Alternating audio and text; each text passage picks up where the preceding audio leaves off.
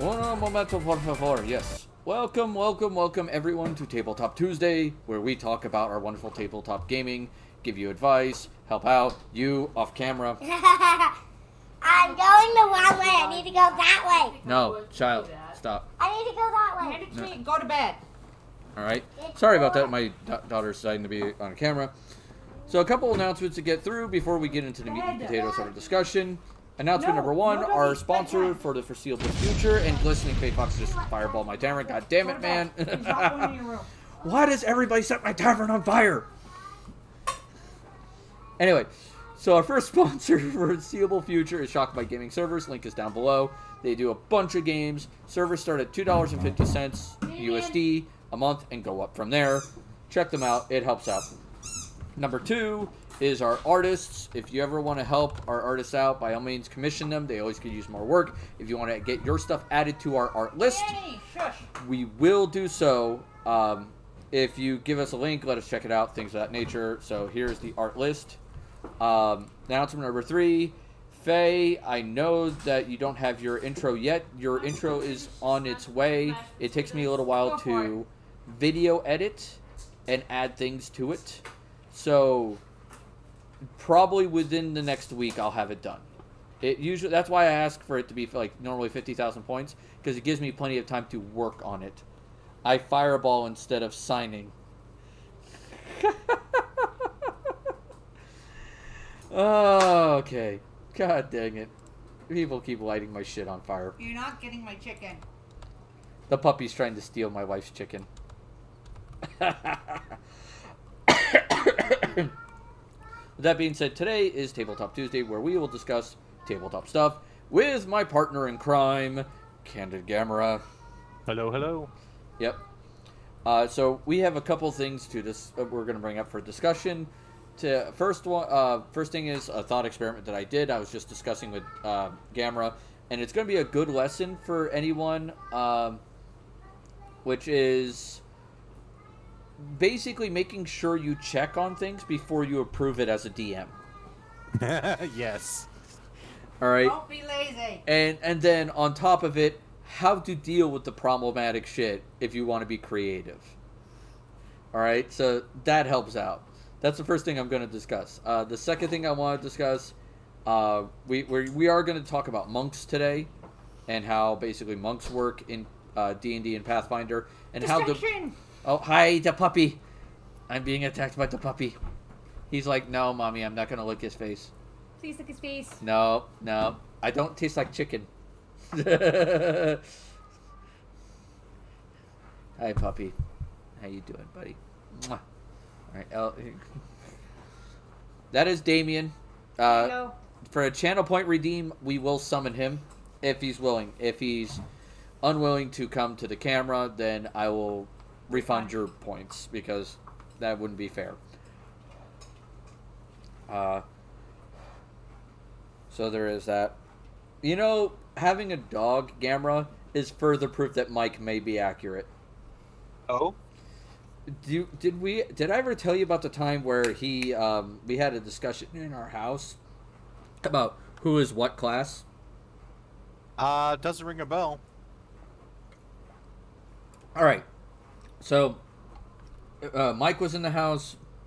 Dalton, Travis, Mark, me, Anne was in the house. And we were having a discussion of who is what class, what class fits them best, what in real life, and what kind of stats would they kind of roughly have. And okay. Mike made the assessment that I am an urban ranger. Okay. There's a reason behind it, all right? One, I know how to survive in a city. Yeah. I mean, I was homeless for 5 years, so I understand how to get resources as needed. So there is that. Yeah. The second one was, if I don't make a lot of noise, I can be very stealthy if I want to be. And I'm very good at hiding in a city. Country boy, middle of the woods, yeah, you stick out like a sore. Yeah, in middle of the woods I don't do so well, but in a city I'm a lot easier to hide in, for me. Okay. And these are all Mike's reasons, by the way, that he stated out loud. Yeah. The third one he said was, I'm a dexterous person, not a strength person.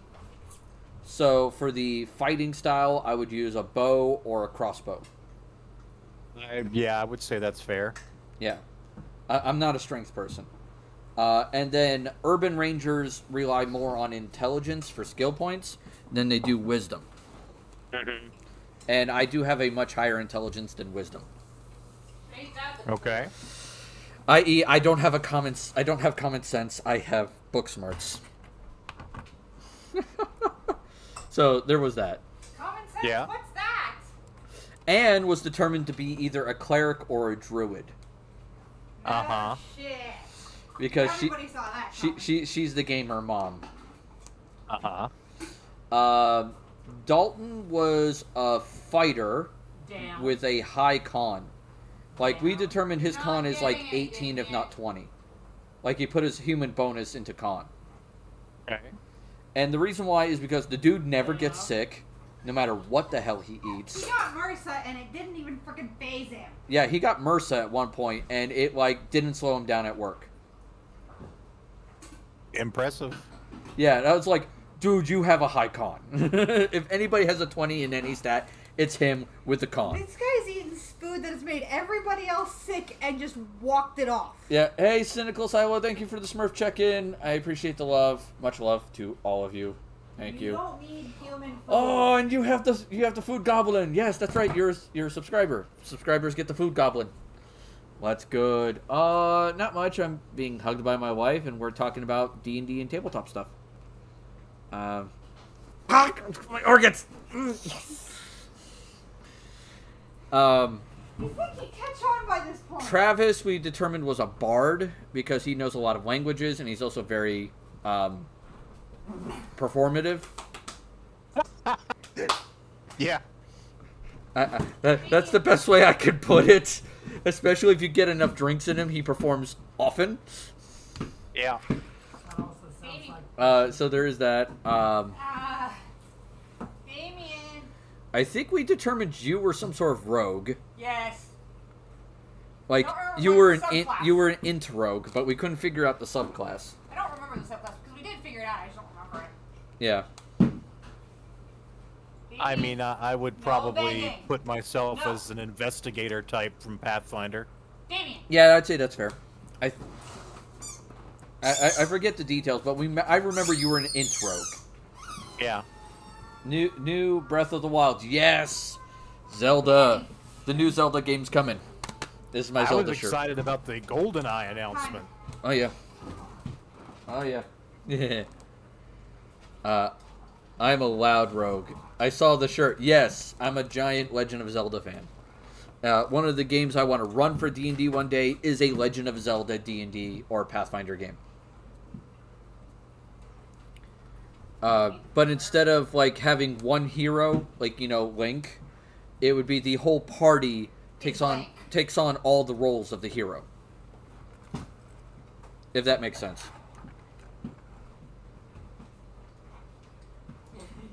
You with me so far, man? Yeah, yeah. I'm sorry. I thought you were talking to the audience, not me. Oh, both. I've heard about your Legend of Zelda idea before. Okay. So there is that. Someone messaged me. Oh, it's my mom. He's just wondering how everyone's doing tonight.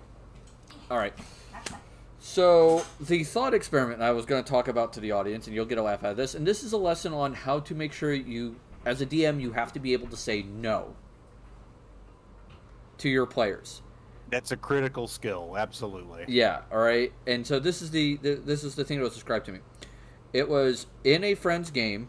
He had a dwarven kingdom that controls all the platinum on the continent, which is okay. That makes sense. All right. If you're the only one digging underground, for the most part, you're going to be the ones finding the platinum. Yeah. All right. So I had no problems with that.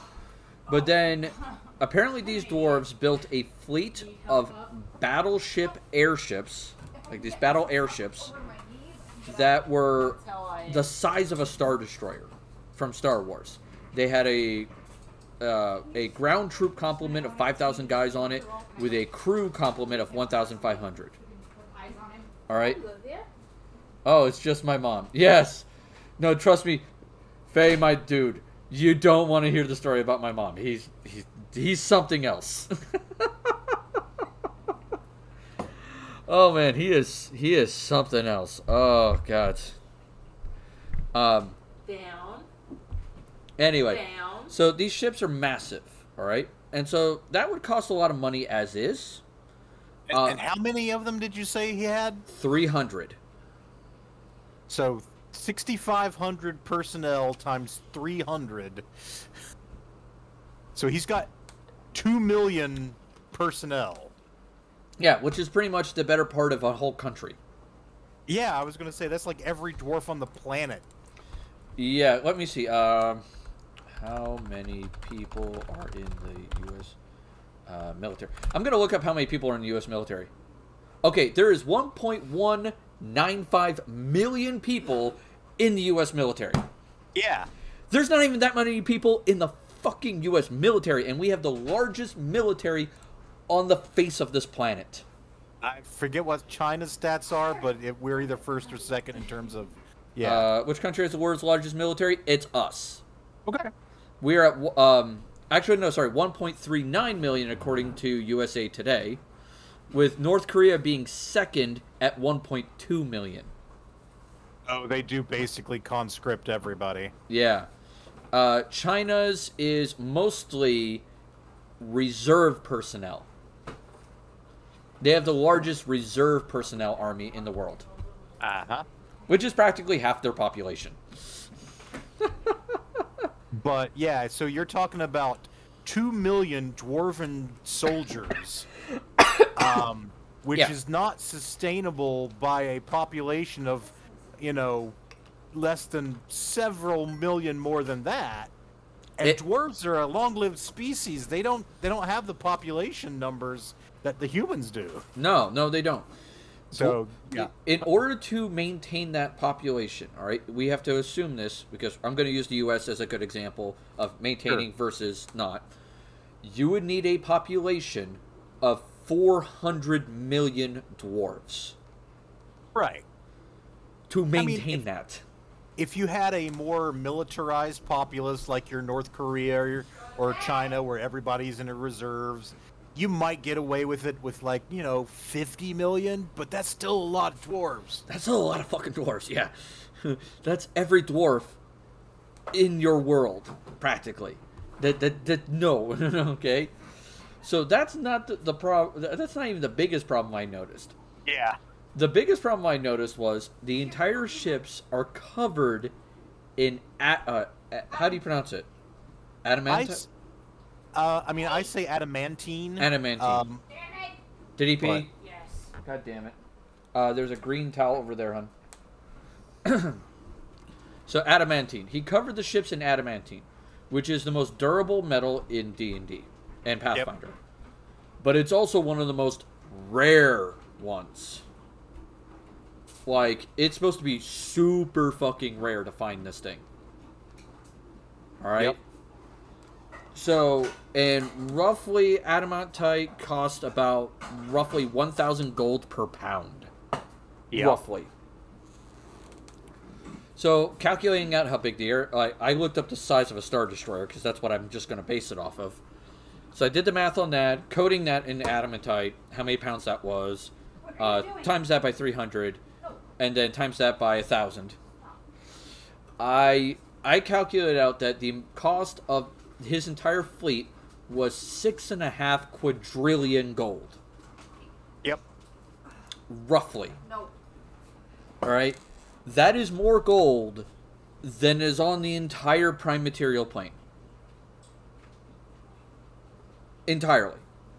That is more money than the prime material plane plus Sigil combined. Because Sigil tops out, I looked this up actually, they top out about 1 billion gold. Yeah, that sounds about right. For their one little city. It's 1 billion gold. Which is still a lot for a city. Yeah. But it's just like, damn. Alright? So, No. they're also loaded with cannons, which gunpowder is the dwarven thing, and I was like, okay, that's fine. Dwarves can have guns. That's not a big deal. I did that. And each airship has 20 cannons on each side, and the cannons also have the ability to shoot fireballs. Which means you have to enchant the cannons. Where's our Swiffer? I don't know, hon. And didn't you say that they have anti-magic fields? Yes, they have anti-magic fields that block arcane. Which means... How do the cannons work? Then how do cannons work? My guess is the area around the cannon, or when they fire the cannons, they have to lower the anti-magic field. Or the cannon barrels, I guess, could poke out from it. Yeah, or something. Something weird. Yeah. On top of that... They also have a spell that keeps people from teleporting onto the ship. Which is, once again, feasible to do. You can make an area that you can't teleport into. Yeah, there are spells that do that. It's just, you know, expensive to make permanent. Right, and which they are. Which means, all of this included in all this jazz, we are talking not just 6.5 quadrillion gold. We are talking, it's probably going to be the better part of, I would say, 7 quadrillion. Yeah. at this point. And that is a problem. Alright? So, this player builds this entire fleet. Alright? And he starts bragging about it to the DM and me. Like, basically doing the, you know, I'm going to take my genital and slap it on the table. And he makes the comment, loudly, that there is no way this fleet can be defeated. And you took exception. And I took exception to that. Yeah. Because I'm like, in my mind, nothing is indefeatable. I mean, for crying out loud, for fuck's sake, the Tarrasque can be killed. It just takes a fuck ton of shit to do it. So, I mean, little aside here, I don't know the background of how the player persuaded the GM to do this. I don't know if he had to pay any price or if he just said, hey, can I have whatever I want? The GM said, okay. The thing is, you know how you beat 300 ships like that? With 400 ships like that. You just find another person the GM's willing to say yes to. And so I guess I know you've got a better solution, a more efficient one, and we'll get to that. But oh, yeah. The point is, he accomplished nothing. He was given something. And so there's no pride in this. Yeah, it just seemed weird. And like, the DM realized he messed up later, and then he stated to the player, because he was always in the background, and this wasn't directly affecting the characters, it's stuff that's going on in the background in the world. He said as soon as these airships do their intended goal, which was to take on an evil god, they were going to fly away and disappear. But the GM, in this case, the DM, is inexperienced. This is one of his first times ever DMing. So, naturally, mistakes are going to be made. It happens. So, this is a lesson that try to keep in mind, like, what your players are trying to do. One, make them earn it. Yeah. Okay? And two, say no if it's too in the realm of ridiculous. I actually had a player at one of my games, in previous, I've told the story before, which I refer to as the Saga of Karen. Hey, random name generator gave her that name. Literally, like, Anne watched over my shoulder. I was hitting the random name generator because I didn't want to use anybody's real names. Right. And it's just like... It popped up and you were like, nope. I said, nope, you're keeping it. Yeah, I was like, I can't name this person Karen. That's just too on the nose. And Anne was like, I vetoed this. Name her that. And I'm like, okay. Because it's fitting. Alright, Faye says, a beholder can be killed in one turn just because of luck. That is true. You can kill a beholder in one turn with luck. Yeah. Alright. So, let this be a lesson. Just be cautious about what your players want and make them earn it, and then say no if you need to. Sometimes... I mean, yes, go ahead. I was going to say, as a GM, you always want to say yes to your players as much as possible. There's that instinct because you want them to have fun. You want to give them these things, but too many GMs that I've seen over the years will have a tendency to not consider the long-term ramifications of something. And not just in like giving something to a player, but like in a house rule. And one of the best examples I use of that, in brief, is basically I had a GM who was running a game, and he didn't like the way that critical multipliers stack. And he said, well, ×2 and ×2, that should be a ×4. He wanted them to multiply instead of, do the additive thing. Yeah. And it was just so exploitable, and I was like, are you sure you want to do that? And he's like, yeah. Oh, no. I was like, okay. This is going to end poorly. It did, for a variety of reasons, but, I mean, not just because of that, but that was part of it. Right. Well, anyway, go ahead. Yeah, I was going to say, one of these days, by the way, I'm looking at my camera, I'm going to change my background to where it's, instead of it just straight up my house, it's going to be like an actual tavern. If I could ever figure out how to do that. Nice.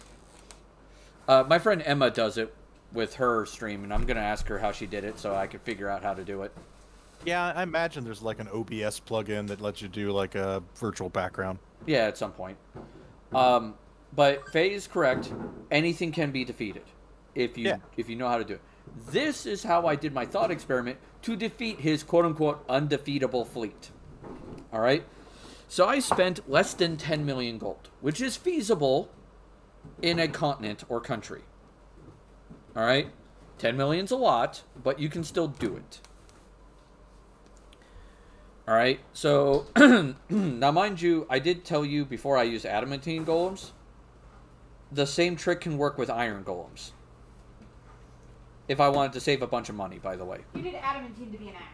I did adamantine to prove a point. Yeah. All right? So you get 20 to 40 golems. Golems have several special abilities. I went with adamantine because one of their special abilities is really broken and awesome. Yep. The first ability that all golems have is they're immune to magic. Entirely. Yep. Yeah, usually a golem will have maybe 1 or 2 spells that do something to it, but yeah. But it's rarely damage. Yeah, I mean, usually, like, it'll slow it down or something like that. Yeah.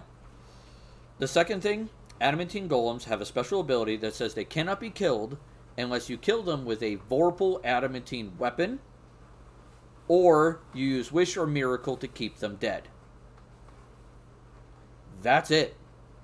Yep. Alright. Then I equipped these golems with boots of flying, because I don't need them to fly for very long. The cloak of... I think it's cloak of displacement. Yeah. I think that's what it's called, cloak of displacement. Gives them the 50% chance to be missed. Yeah. Yeah, cloak of displacement. Do not ask me technological stuff. I have no clue. Hey, that's okay. Not everybody is perfect at everything.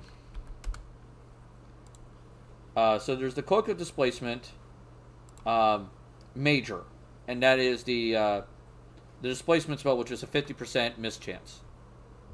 All right, that's 50,000 gold right there. The golems are 100,000 gold each.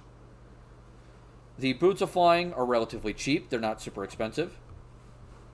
And then you give them all invisibility rings, which are 20,000 gold each. So that way the targets cannot be seen from a distance.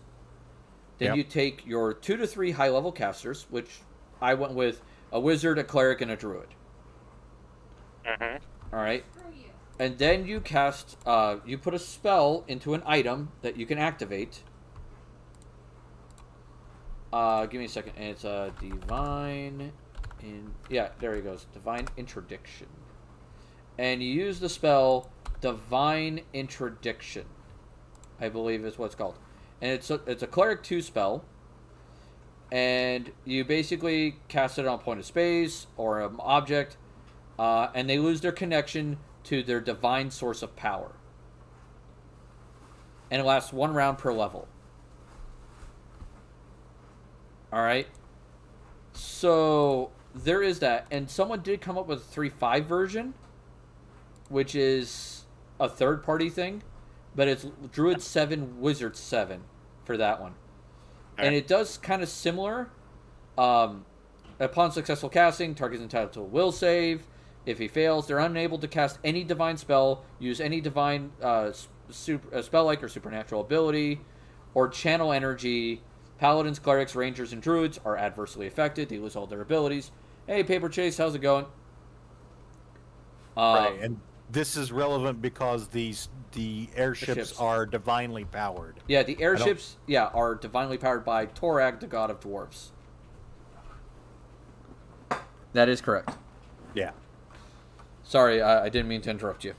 No, I just wanted to, because we hadn't mentioned that on air. We mentioned it in the pre-game talk, but you hadn't mentioned that aspect. Yeah, they are empowered by divine sources, which means you send the golem up, the caster says the command word, the spell activates, goes into a radius effect, and the reason why you go for a radius effect is you use Metamagic Enhance Range, and then you also use the Metamagic Bounce spell. And you can do these with rods if you need to. Alright? And what that will do is that spell will hit every single airship, bouncing from one to the next. And because they're an object, objects are not entitled to will saves. Ergo, they automatically fail, they automatically lose their abilities, and they plummet to the ground. Because these things are not designed aerodynamically. Right. I mean, they're made of adamantine. They're incredibly heavy. So without that divine source of power, they're going to plummet immediately. And honestly, you could stop right there, and that's a victory because every single person on board those ships is going to fucking die from that. Yeah, they're not going to survive the impact. But I decide that insult to injury. Yes. By placing the spell Gate on the ground under these airships. And I sent it to Carcerai, which is the plane of internal imprisonment. Yes. So anybody who does survive the crash, somehow, they're now in a plane they can never escape from. For eternity.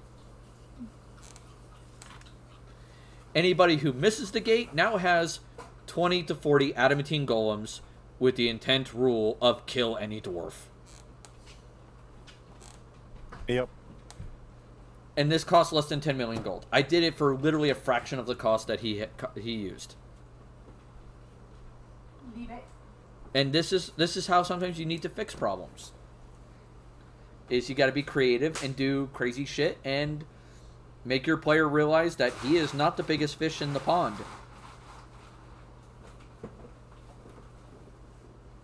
Yep. And that's needed sometimes. It sucks, but it's needed. Yeah, I mean, obviously it's better to prevent it, but sometimes, and you can do it a couple of ways. You can basically, when your player slaps his dick on the table because of what you've given him, you can slap your bigger DM dick on the table, or you can say, look, you know what, I screwed up, I shouldn't have given you that, I am going to have to take it back, or else the game's just not going to be interesting. I just had him outside with me, and he just peed again. God damn. Twice, apparently. Sorry. Dog keeps peeing in the house. Yeah. And every time he pees, we take him outside, and he still doesn't pee. It's just rough times. But yeah, as you were saying, sometimes, yeah, you need to bring out the bigger, blacker DM dick, essentially. And yeah, or like I said, you can just say, hey, I should not have given that to you. It's unbalanced. The game's not going to be fun if you keep that. I'm going to have to take it away. Yes, and talk to the player about it. Sometimes that helps. Yeah. Communication. Yeah, communication is important. But if they're being problematic, the science, it's then that's when you have to bring out the big guns and hurt them. Yeah, like I said, it's so weird to me that someone would take pride in this. It's like, oh, okay, well, you let me be a god. I'm a god now. I'm awesome. Well, yeah, because I let you do that. I have that power as the game master. Yeah, it's like you effectively he did the effective thing of eating his own, snot. What I have other ideas about about how to deal with those things, but some of them are sillier than others. I was thinking you could summon rust monsters above them with featherfall on the rust monsters. Oh, that's a good one. I didn't think about that. That would be cheaper. Damn. It's like, oh, your pretty little ships. It's a shame there's so much metal on them. Yeah, they're all metal. That's unfortunate. Or even summon the rust monsters underneath them and just use like reverse gravity. Come up from underneath and then they can't even fight the rust monsters. It's like they're crawling on the underside of the hull. Yeah, what was it? Like Minox. Yeah. Fucking Minox, man. It's like, yeah, you fucked up. So I mean, that's another way to deal with that, and that's a great way. I didn't think of that. Damn, rust monsters. Yeah, I was in a campaign once where we were up against an evil empire that had some kind of like magic technology, like mecha, and I was like, all right, let's go find some rust monsters. We'll buff them out to the nth degree, and then just turn them loose. Yeah. And it's just like, oh, hi, that's unfortunate for you. Yeah. Oh, man. That is great. But I'm sorry, it's like you say. Oh, go ahead. I'm getting a laugh out of that just so much. It's like you say, anything can be defeated. So there's just so many ways to deal with that kind of situation. Yeah, it depends on how creative you're going to be. Like, I would have loved to get Mike on it and just see what he came up with. I think he would have targeted the crew. You know what? That's another thing that I was going to suggest. You do have a weak point in the terms of your crew. They're all the same race. They're all the same race. You could even target the god if you had a way to get in contact with the god and say, look, your buddy here is using your divine power to essentially put 2 million of your servants, basically a critical segment of your population, in danger for his own glory. I mean, yeah, he's trying to take on another god, Yep. an evil god. But there's so many other ways you could do it. Yeah. There's banishment, there's dismissal, There's so many better ways that don't involve you can bullshit. get other gods involved. You don't have Yep. to fight one god versus one god. We've done that before. Especially if you get a pantheon of gods that are, like, good, and they all want to team up against the one god. Yep. Like, especially evil gods, fuck, man, you can get Iomide easily. She's always down for smiting evil. Yeah. It's like, goddamn, man, it's... You don't have to do mortal outpowering a god. It just works that way, and it's just funny. So that was like one of the things I wanted to discuss, and I thought that was kind of amusing. So there is that. Alright, let's see. Monk. And then I need... Because we're going to be discussing monks this week. Indeed. I.e., how to fist properly. Oh, I hope that doesn't get me demonetized. So what would you say is the key to running a good monk? Ow, man, that hurts. The better statement should be how to use your fists properly. Yeah. That wouldn't get you in trouble. Oh, God, no. Gamera just said, what is the key to being a good monk? I was like, oh, the puns, they hurt. Alright, so let's discuss monks. And I'm going to hit the 5e monk first, because that's kind of the trend we've been doing. Sure. Alright. And they do have subclasses, but we're going to break down the basic class first. No.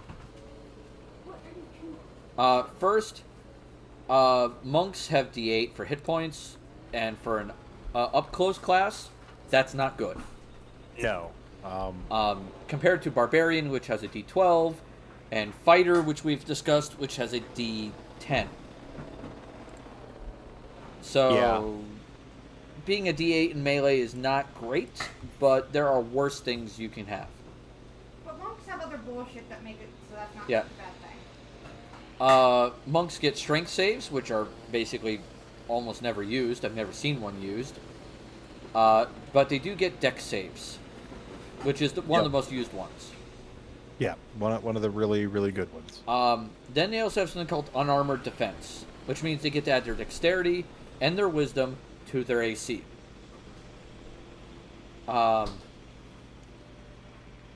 Which is a little funny because there's a fun thing someone noticed in a 5e that is really funny but messed up. Okay. There are ways you can wear armor as a monk. And be viable. And it's actually viable. Yeah. which is really weird. Like, if you're going to play a low wisdom monk, which is weird, but you can do it, you can wear armor. Uh-huh. Because the bonus from your wisdom is not important. DDB, let's DDB. I'm trying to remember what DDB is. D&D. Give me a second. D&D Beyond. Apparently, lets monks use a shield for some reason, which is weird. I mean, seems okay-ish. Yeah. Then you got martial arts, which basically means you don't have to have high strength to play a monk. I bet a monk's girlfriend loves them. I don't know about that. Some women are into that. Bad. Did he do it again? Yes. God damn. Go. Move your butt. This dog is gonna learn one day. I'm about ready to just put him in his kennel for the night. If you have to.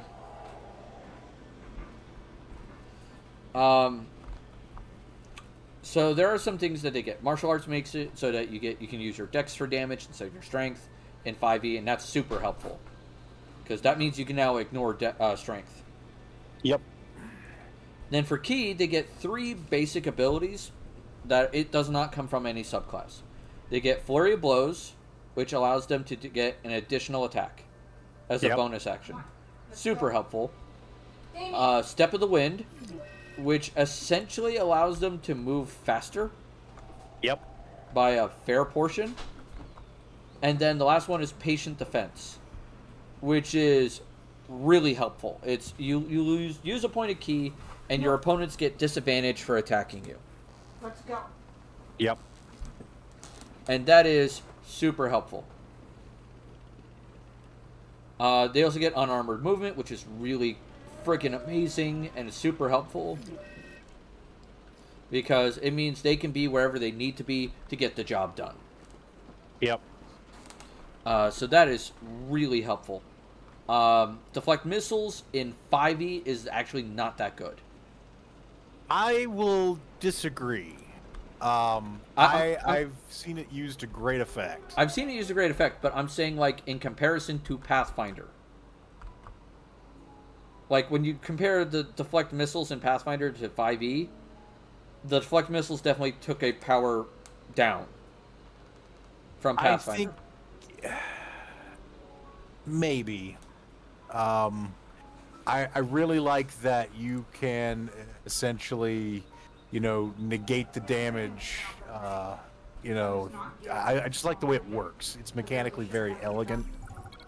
So I'm a fan of the 5e version, but I can see your point that it may not be as powerful. Yeah, I'm not saying it's bad. I'm just saying it's weaker than the Pathfinder variant. Comforts that come with wealth, but there is no denying that though, is a business. here's the thing with 5e though, compared to Pathfinder, you get less feats in 5e. Yep. But some of the class abilities makes up for that. Like the Deflect Missiles, everything it does, you can do in Pathfinder better, but you need feats to do it. Yes. Where in 5e, you don't need any feats to do it. Yes. So it's 6 in one hand, half a dozen in the other.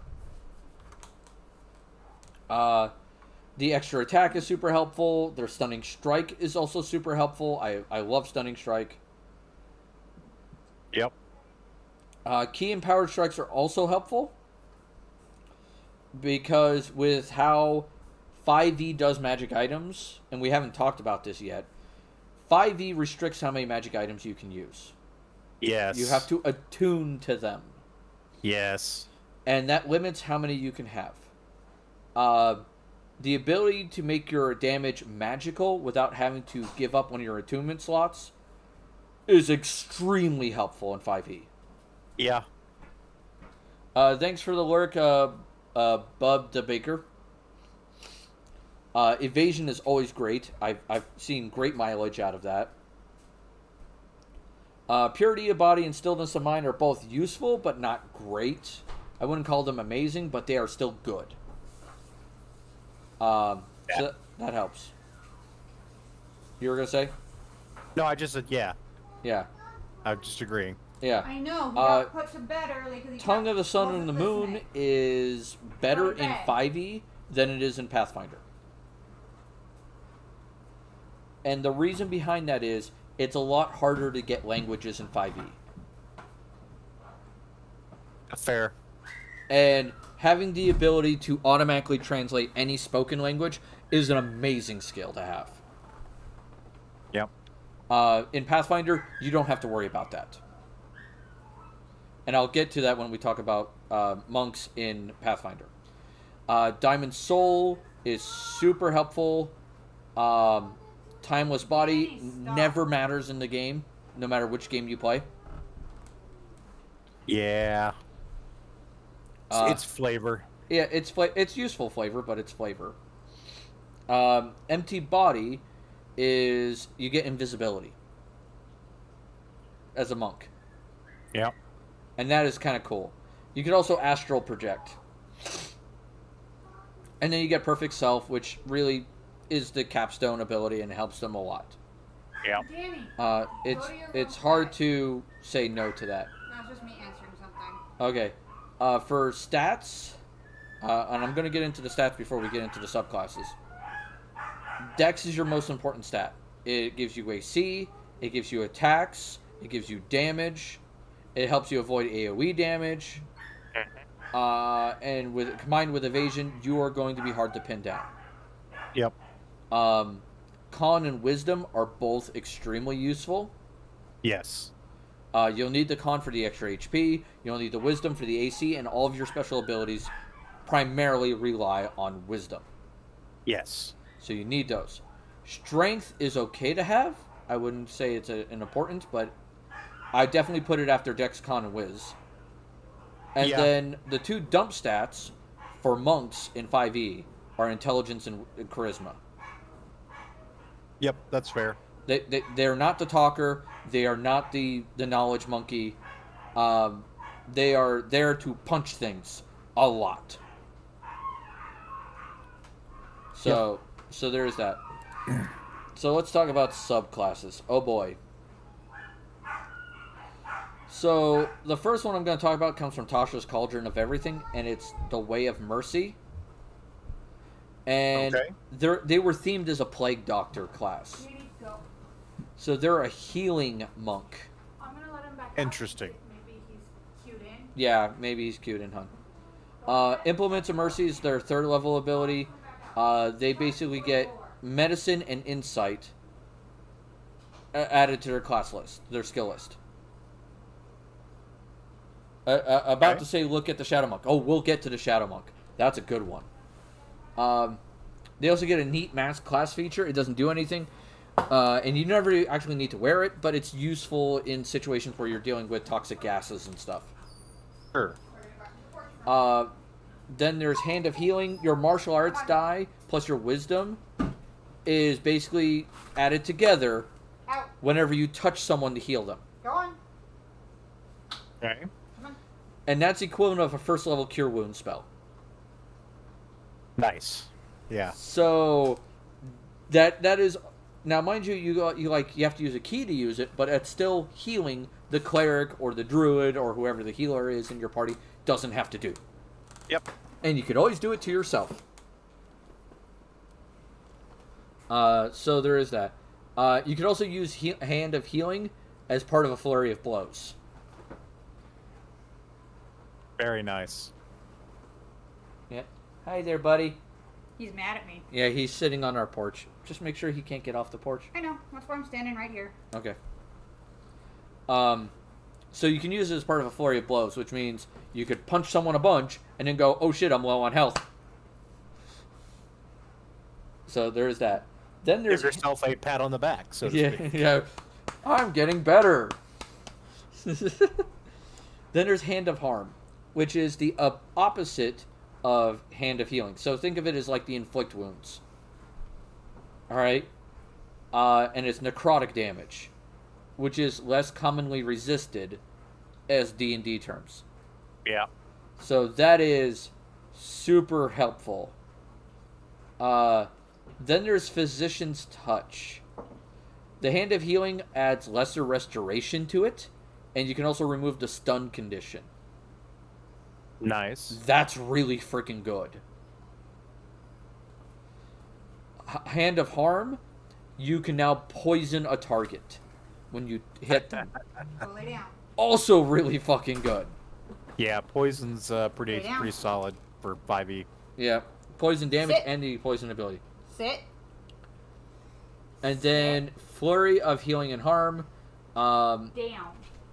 Normally you have to spend a key point to use Flurry of Blows, Down. and then after that you have to use Stay. another key point for Stay. Hand of Healing or Hand of Harm. What this does is it combines them two as one, and you only spend one key point. Yeah. And that allows you now to also heal twice in a turn, or do Hand of Harm twice in a turn. Because normally you can only do it once. Which is, damn. Did he just run into something? He tried to take a running jump on him out, hit my thigh, and fell off. Alright, then there's the Hand of Ultimate Mercy. Have a dead party member take a short rest, get all your key points back, and then punch them back to life. Live, damn you, live! Live! You have to use 5 key points when you use it. And you get to spend 17 per short or long rest when you get to this level. So for about a third of your key points, you can punch someone back to life. Return to the living via pain. I just, I love the idea of performing percussive maintenance on your colleague. There's another advantage to this, though. Every revive spell in D&D... Huh? Why didn't you get the trash? I missed it. I'm sorry, hon. I forgot that I left the trash on the porch. Whoops. I left our trash on the porch. Like, she took out a trash bag, and I was like, whoops, shit. Yeah. Okay, so you know how every revive spell has a cost to it? Yes. This doesn't. Right. None. So that With the means, bottom line. aside from the 5 key points you're spending, that's the only cost you have, and that returns after, like, a day. Yup. That is insane. You can only use this ability once per long rest, and there's a 24-hour window you have to raise your friend. Yep. So, that is the downside. But aside from that, punching someone back to life is just fucking hilarious to me. Yeah. Alright, so the next one I want to discuss is Way of the Shadow. Faye brought this up earlier, the Shadow Monks. This is who we're talking about. It's almost like someone took Monk and decided, I'm going to make it a bit more roguish. Mm-hmm. And that's both good and bad. And there's a reason why I say that. They have some abilities that are amazing, but they also have some abilities that are kind of meh on how well they work. It's unfortunate, but it is what it is. Alright, so the first ability is called Shadow Arts. You can do Minor Illusion for key. Nice. Alright, that's pretty good, actually. Yeah. I have a hard time saying that that's a bad ability, because you can really utilize Minor Illusion to do a lot of kooky shit. Yep.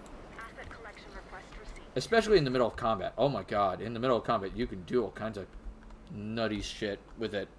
And it's Faye's personal favorite. I can see why. It's useful. Darkness. Dark vision doesn't allow you to see in darkness, and you don't have anything in you that allows you to see through darkness from your class. Mm-hmm. Which means this ability is not as good as some people think it is. You have to be very careful about how you place your darkness bubbles. Sure. So the best suggestion is, if you want to take advantage of darkness constantly, take the Fighting Initiate feat, to get fighting style blind fighting. That's going to be your best bet. You get dark vision with an 8-hour duration, which is nice. Unless your race has dark vision, then it's like, okay, not as good. Exactly, yeah. But, hey, it's useful. Pass without trace, beautiful. Especially if you're trying to sneak around. Yep. I highly recommend Pass Without Trace, especially in 5e. They pumped up Pass Without Trace in 5e. They did, yes. It is really hard to say no to that. You also get Silence, another great sneaking ability. Do Pass Without Trace, do Silence, and your enemies are going to have a hard time finding you, ever. Yep. And then you got Shadow Step to add more, crazy shit to use. The best way to describe this is you jump in one shadow and it teleport to another. Yeah. Something that a prestige class in Pathfinder and earlier versions of D&D had. And they were the only ones to have it. Yes, indeed. I remember. Yep. Cloak of Shadows is invisibility. Once again, great to have. I highly recommend it, especially if you're a melee character.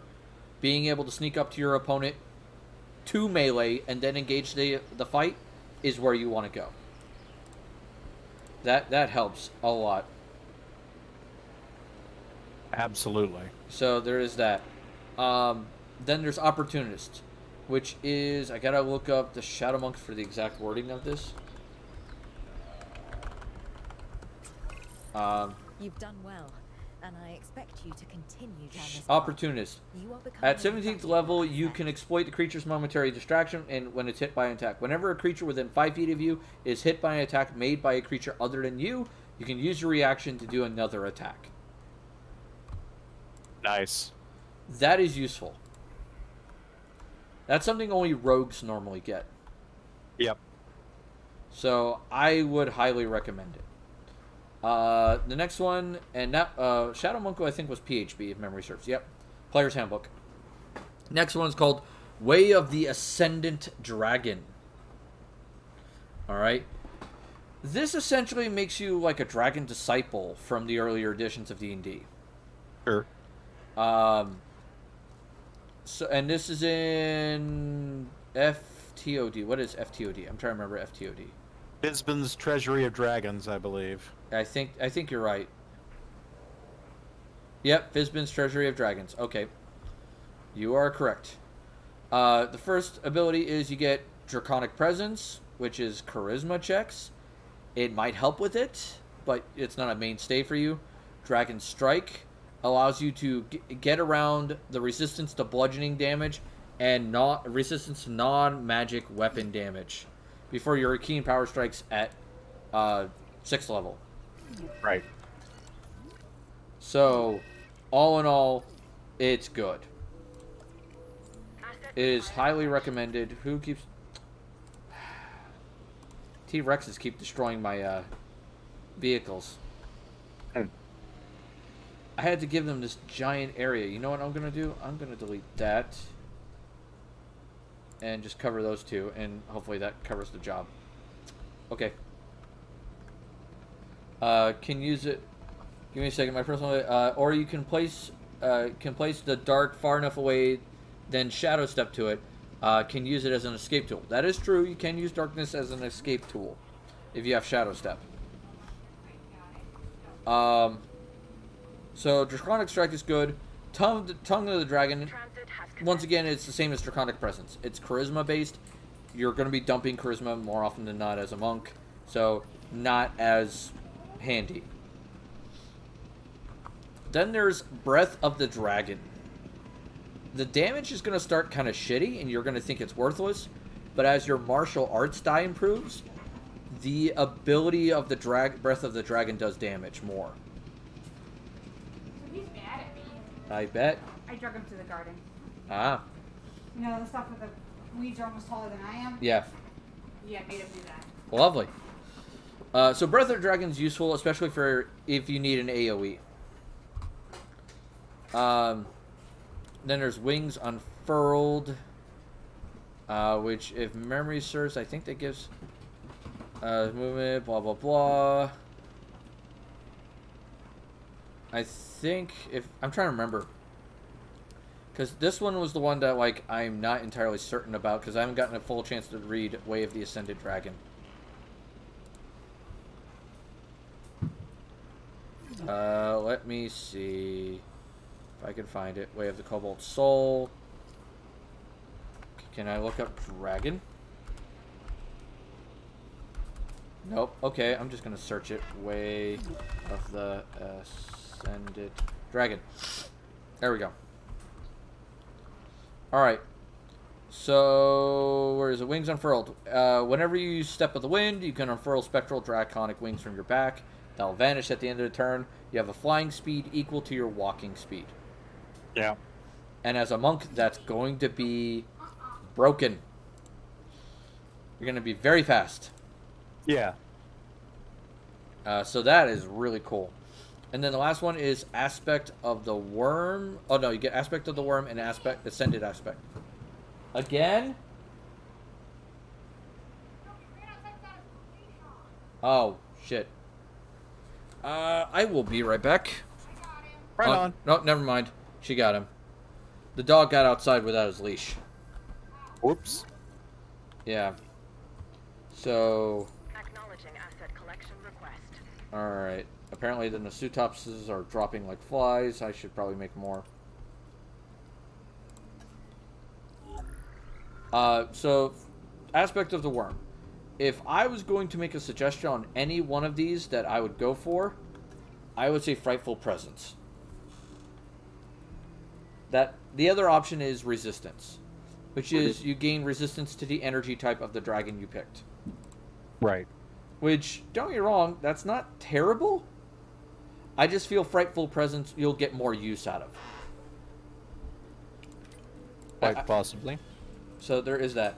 Then there's Ascended Aspect, which is you get either the ability to augment your breath, which is increasing the range of the breath weapon, Blind Sight, or Explosive Fury, which is... Explosive Fury is... Let me read that one. When you activate Aspect of the Worm, Draconic Fury explodes from you. Choose any number of creatures that you can see in this order. Each of those creatures must succeed on a Dex saving throw against your key DC, or take 3d10 elemental damage, your choice. So, yeah. That's like a little bit of extra damage if you want. I see that being useful. Could be handy. Yeah, like just like it's a little extra. It's not like an incredible amount, but it's enough that if I was going this way, I'd do it. Then there's the Way of the Astral Self, which is Tasha's Cauldron of Everything. Something just dinged loudly, and I don't know what it was. I'll have to look at it later. The best way to describe this is you're going to be punching ghosts. You're like you've heard of Ghostbusters? Well, you're the ghost puncher. Yes. It's just like, okay, that's cool. It could be useful depending on your campaign. Yes, depending on how much you have in the way of, ghostly undead. Yeah. Check out this latest objective. Let's see. There's Arms of the Astral Self. That's essentially 10-minute duration that you can use to punch incorporeal enemies. That's essentially what you're doing. There's Visage of the Astral Self, which is... It's situational. It basically turns you incorporeal, but it does eat up a standard action. How long do you stay incorporeal? Let me double check. I gotta look this up again. Where is it? Way of the Astral Self. Alright, Way of the Astral Self. Let's see. Body of the Astral Self. You disappear. Okay, no action required for that. Spectral, determine, so on and so forth. Alright, so you get two choices on this one. So I was incorrect. It's not the one where you disappear or become astral. This is the other one. I always get this mixed up with another one later. You can deflect energy. When you take acid, cold, fire, force, lightning, or thunder damage, you can use your reaction to deflect it, like you would deflecting range attacks. Cool. Empowered arms. AP is here. Woo! Yeah, welcome AP. All right, everyone, the mod's here. Behave, or we're all gonna die. She's also Chaos Incarnate. All right. So, body of the astral self. So you can deflect energy or you can empower your arms on each of your turns. When you hit a target with your arms of astral self, you deal extra damage to the target equal to your martial arts die. So a little extra damage. Yep. The deflect energy is very situational. It depends on if you're getting a lot of energy damage. And at 17th level, you get Awaken the Astral Self. Which, what it does is it gives you... as a bonus action, you spend 5 key points to summon arms, visage, and body of your astral self to awaken it for 10 minutes. In return, you get +2 armor class, and whenever you use the extra attack feature twice, you attack 3 times instead of 2. Nice try, little shit. So it is definitely... The body of the astral self is... the awakened astral self is useful. I would definitely say that's a case. Then the next one. Oh boy. Way of the Drunken Master. He's mad at me. Of course he is. You've said this multiple times. No. Okay. You want to let him out so he can get over there? I can't, because he's now gone. I can't reach him. Okay, you just want to let him loose? Yeah, I did this while I was trying to clean off my collar obvious. Okay. Thank you, Gamera, for increasing my heart rate. I thought it would be best while you were distracted. Yeah. Asshole. I swear, my friends torture me on this. That's like their job now. I told you not to put the sound on there, but you're like, no, I'm getting better. Not really. I mean, you are kinda. You have done it a couple of times without reacting. Yeah, there's been a couple times where I have not reacted. It's not often, but it does happen. Alright, so Drunken Master. The best way to describe Drunken Master is, how do I put this? One of my favorite Jackie Chan movies. That's true. I'm gonna go with a different one. Okay, let's do that one. Research could prove to be a real lifesaver. Alright. Drunken Masters are really cool. Now, the suggestion, it's in our contract, cause chaos constantly. It's in Section 3 AP. I don't remember signing a contract. I did. Oh, so you signed it for me. I'm your wife. It's legally binding. Oh, you... I see how it is. You asked me to. Alright. So, Drunken Masters, you're basically the master of basically doing weird shit and Damien? beating ass while doing it. Damien. Very Jackie Chan, as Now. Gamera pointed out. Yes. The bonus proficiencies are worthless, especially with some of the changes that they're making to D&D with 1 D&D.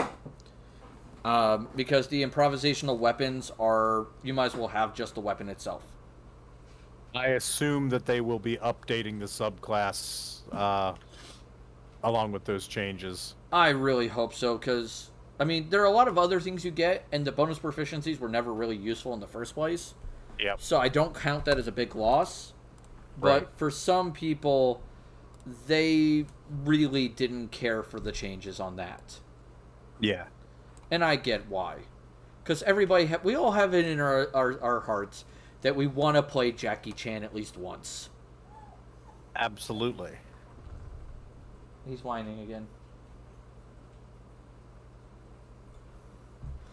Drunken Technique, which is really cool. You can combine Flurry of Blows and Disengage for 1 key point. On the porch? Go on, you can go with this, Melody. Melody, you want to take the dog? Go on, Jamie, go on, porch. And it's really cool that you get that. So you get to use hit and run techniques. I don't know why. So there's that. Then there's Tipsy Sway, which is you get Leap with your feet or Redirect Attack. Leap with your feet is pretty much not needed. You're so fast already that you rarely need it. Yeah. But Redirect Attack is really cool. So for a key point, you get essentially the same ability for the Deflect ability, but now in melee. Yep.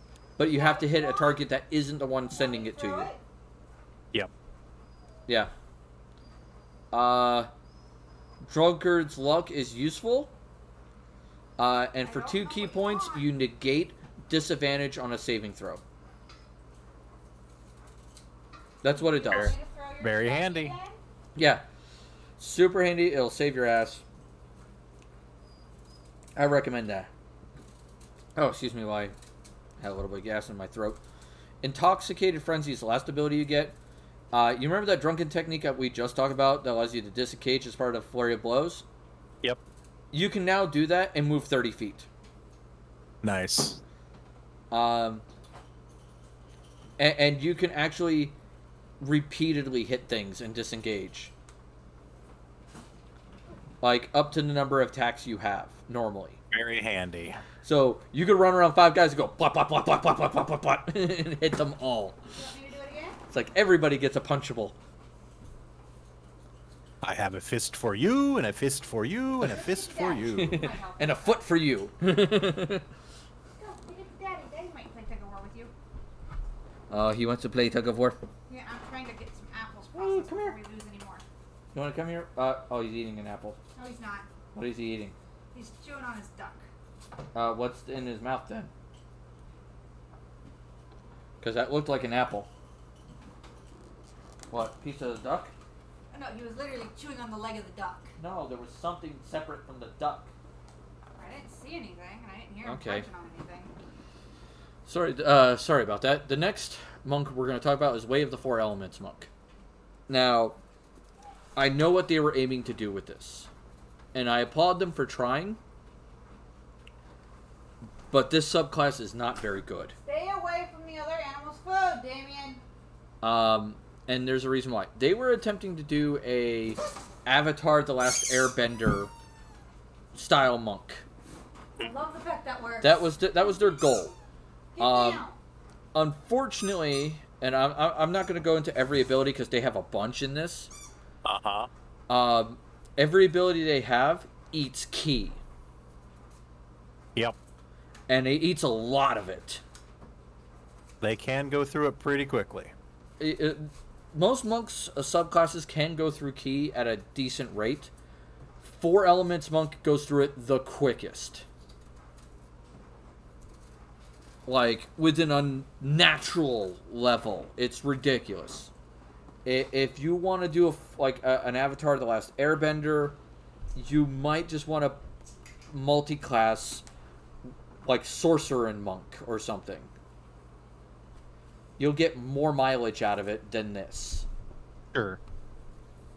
Nice attempt, poor execution. Yeah, it's a great attempt, but really poor execution.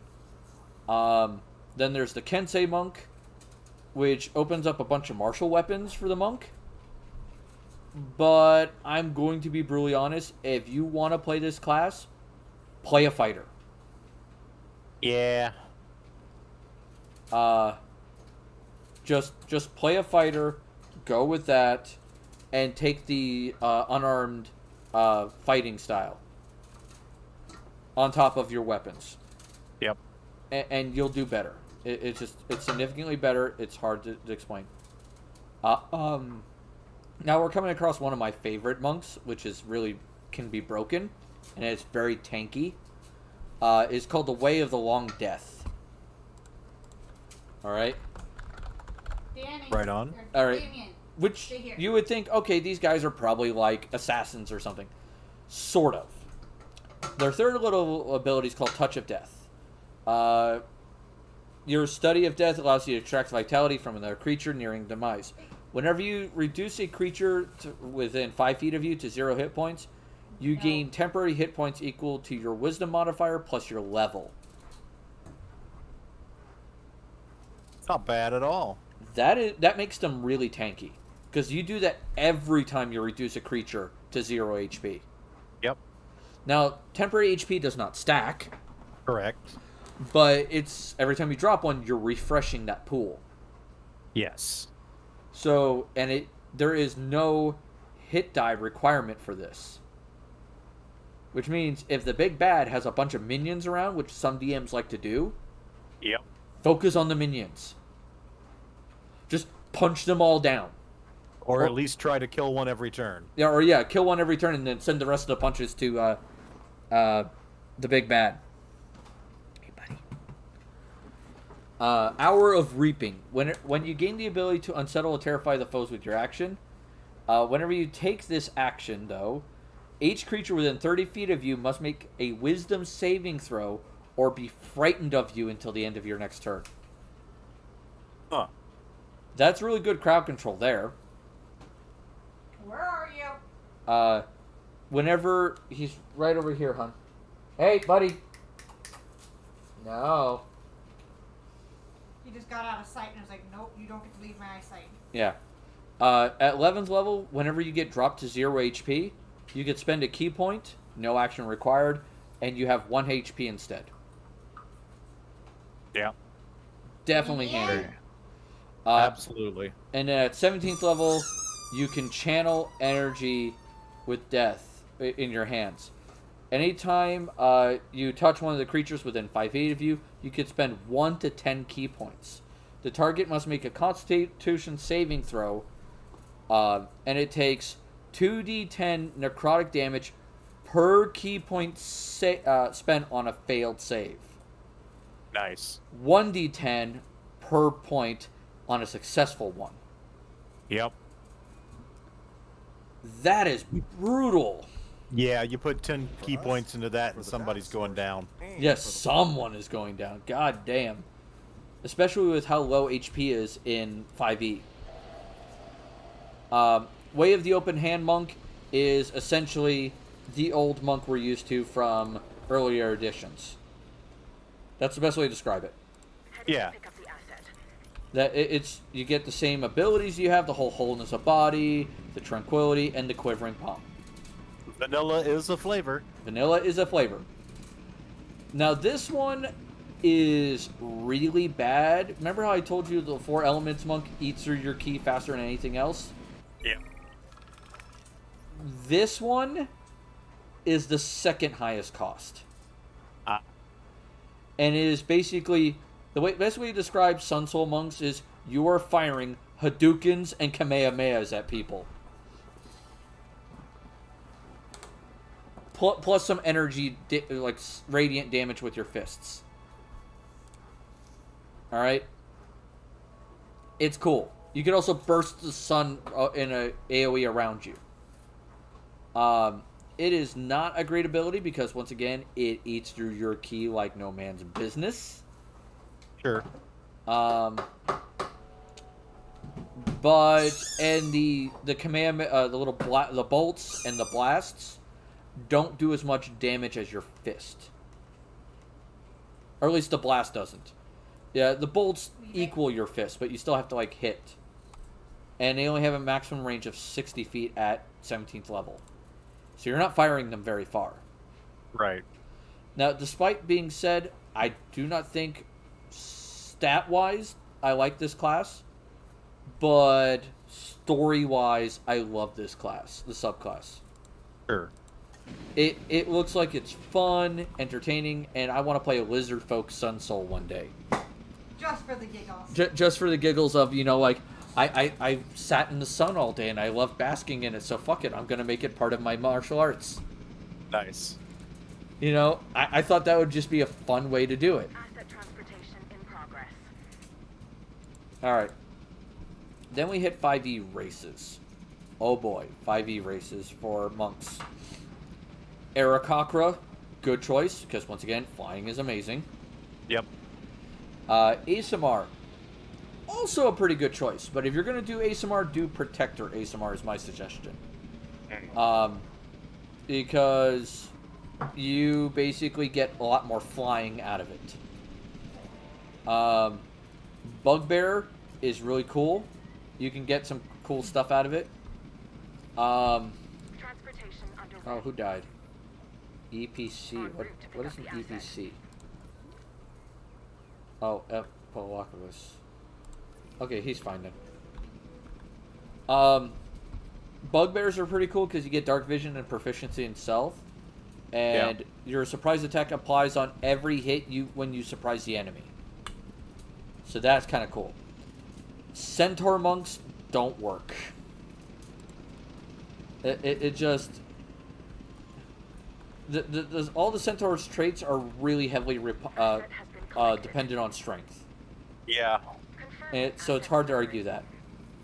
Changelings also not a good choice because they require a lot of charisma to make their race work. And monks are not a charisma group. Yep. That's not saying you can't do it, it's just not optimal. Yeah, we're saying that we're not saying you can't do it, we're saying Suboptimal. this is suboptimal. You probably shouldn't do this. Unless you're just doing it for shits and giggles. Yeah.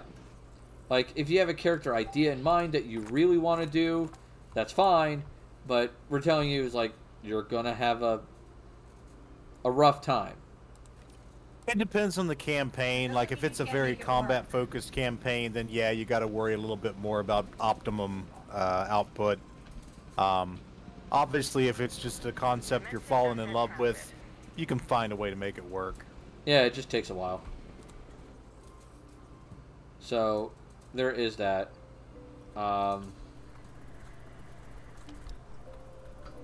So, that's just my suggestion, is just be careful, make sure you know what you're doing. It's harder to pull off more difficult classes when, okay, it's not the one I want. I hate it when it does that. Okay, it's that one. Alright. Deep Gnomes, good choice. They get some cool stuff. It could be helpful. Dragonborn, Chromatic or Gem, definitely go for it. Metallic, not so much. And it's the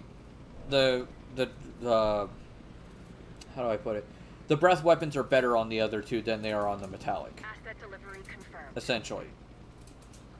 The Dulgars are really cool about monks. They're really neat.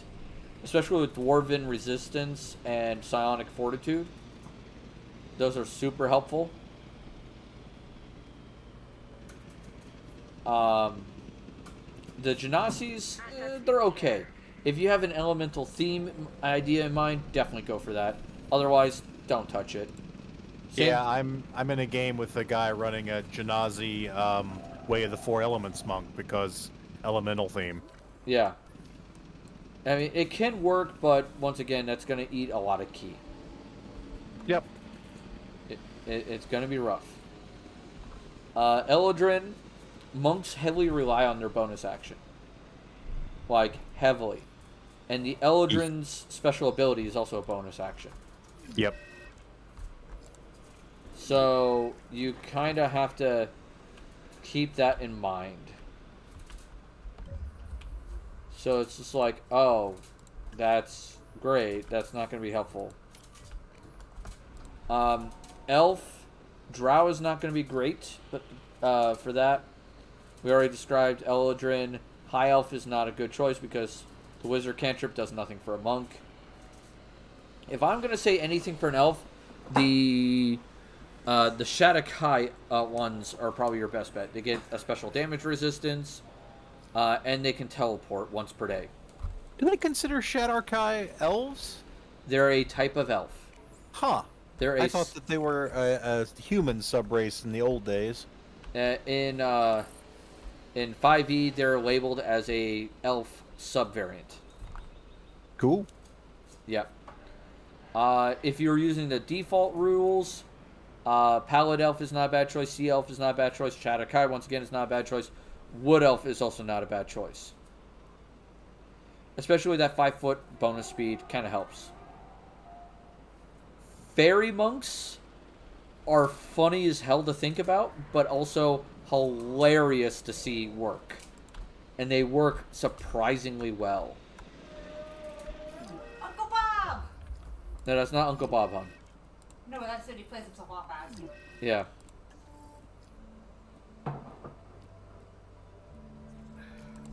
Yeah, oh, that's the one I need. Okay, so...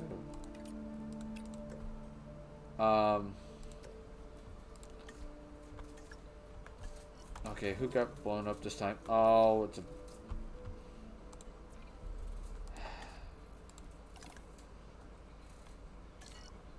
Alright,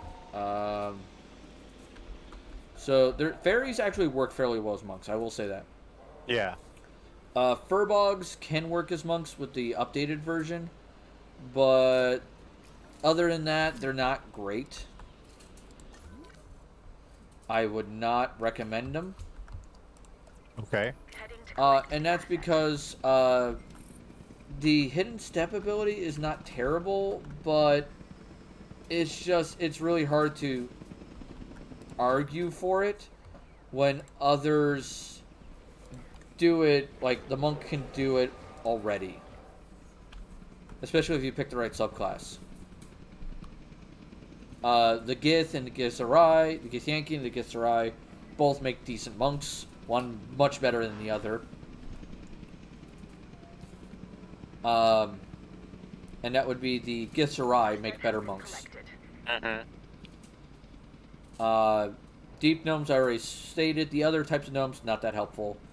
Goblins make excellent monks again. Yep, it's broken, but appears to be minor. Let's treat it before it turns into anything more serious. I can see that. And once again, Fury of the Small is just really helpful.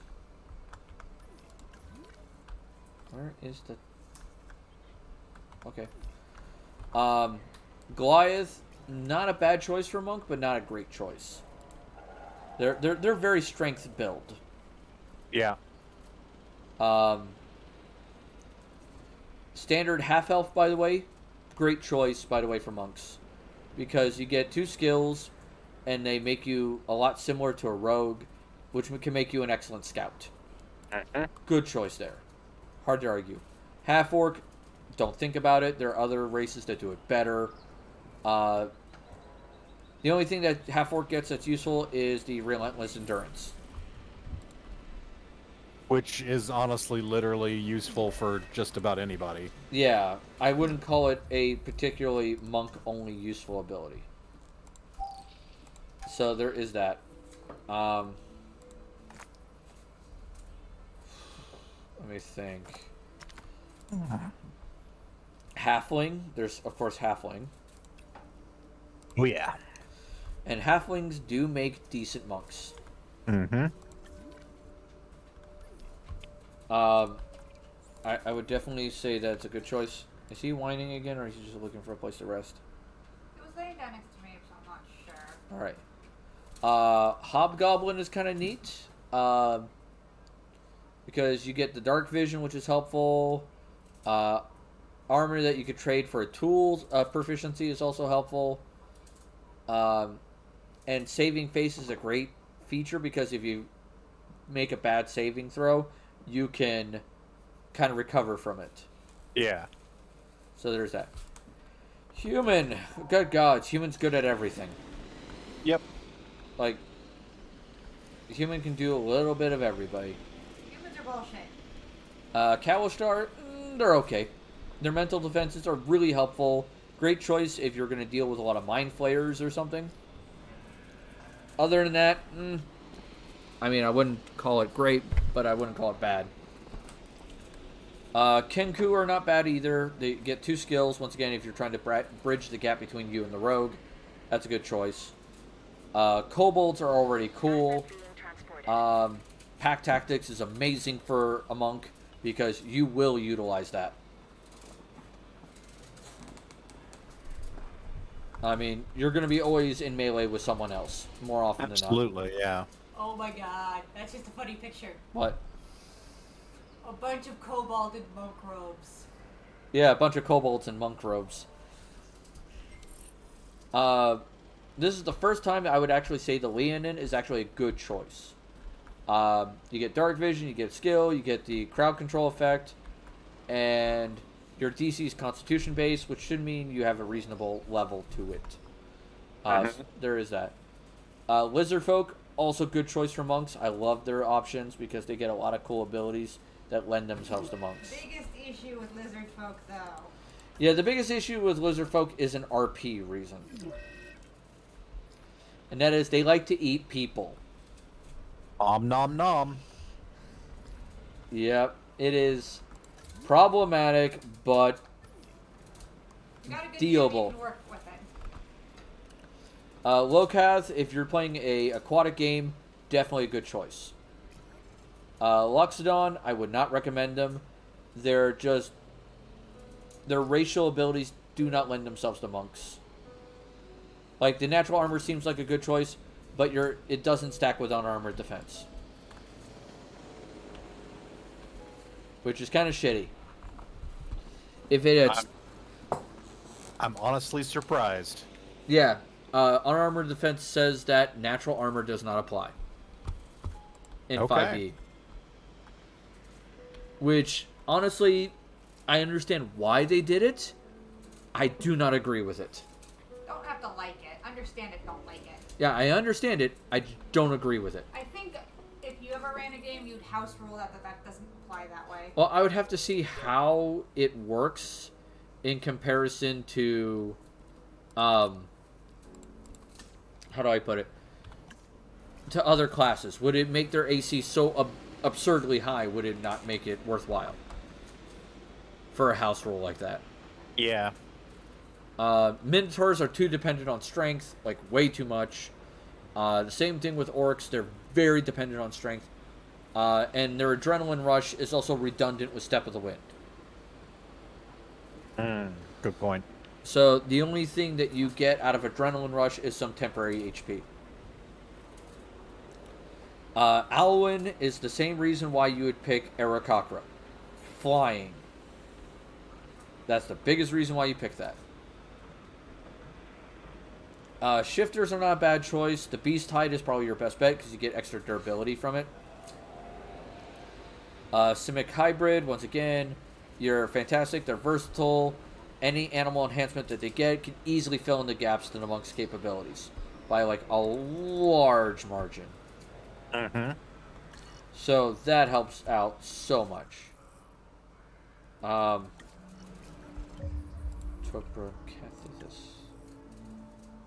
Okay, I don't know what that is, but I'll have to find it. Alright. Tabaxi, also a good choice. So having a climb speed is super, super helpful. It can come in very handy. Especially if you don't have a fly speed. Right. That is the caveat. Yeah, if you have a fly speed, then it is not as good. So I would not recommend it, but you can utilize it to great effect if done correctly. Sure. Let's see, what's next? Tieflings. Everyone's favorite, you know, near bisexual little character there. That's stereotyping. That's fair. Saying that tieflings are bisexual is stereotyping. With the amount of players I've seen play tieflings, the majority of them have been bisexual in some way. Like, sometimes the stereotype is accurate. I think it may just be that people who want to play a bisexual character are drawn to the tiefling to play that character. I've never seen someone play a completely straight tiefling. Yeah, that's my best guess. Well, anyway, with tiefling, all of them are not good except for the winged version, and once again, it's only because it's flying. Yeah, basically we could shortcut a lot of advice here and just say, always fly. Fly good. Yeah, fly good. Yes. Turtles, as much as this hurts me, because I'd love the idea of a turtle monk, don't help. Say a teenage mutant one? I was actually thinking more Master Oogway. Okay. But yeah, the teenage one also makes sense. You can get away with a strength-based build on a turtle, but as soon as you hit level 8 and get that second ability increase, you're pretty much your unarmored defense is going to outpace your standard AC. Yeah. Because of that ruling.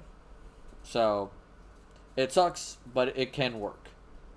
Tritons, there's the Logocath, they're better, but if you don't want to be as hideous, Triton's not a bad choice in an aquatic game. I'm not sure about the Vidalcan or the Verdun. I've never really interacted with them much, so I don't know on that one. Me neither. The Warforged, they make actually excellent monks. You can still get like a massive constitution increase, which is really cool.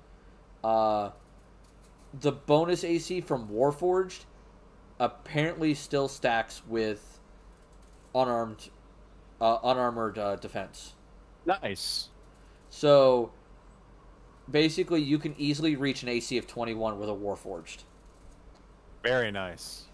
Now, some of their resistances and immunities do overlap with some of the monk features, but getting them at the beginning versus getting them at later levels is not necessarily a bad thing. Right. It's not a terrible idea. Yuan-Ti are also really cool, because once again, that magic resist is insane. And poison resistance. Poison resistance is also good. Oh. I accidentally skipped Satyr. I was like, I shouldn't... I know I mentioned... No, I didn't. Satyrs are not going to be as good as Yuan-Ti in terms of what you're getting out of it. Sure. Because the magic resist is the big thing. I wanted to point that out real quick, and I forgot about that. The poison resist, super still helpful. And everything definitely from the snake people is going to be good. And that is 5e races. For skills, they don't get a lot of skills. Stealth is really cool, really great. Insight is definitely one I'd recommend because you'll have a high wisdom. Yeah. So I'd highly recommend that. Perception. Perception, if you can get it. I'm basically going off of just the monk skills. Okay, sure. Like, if you can get a background that gives you perception, take perception. Yes. Always have perception. Always be perceiving. Yeah, because not to mention, your monk is going to be one of the best perceivers in the party. Because you'll have a high wisdom. You put it into perception. All that combined will give you a very high passive and active perception. Yep. So highly recommend that.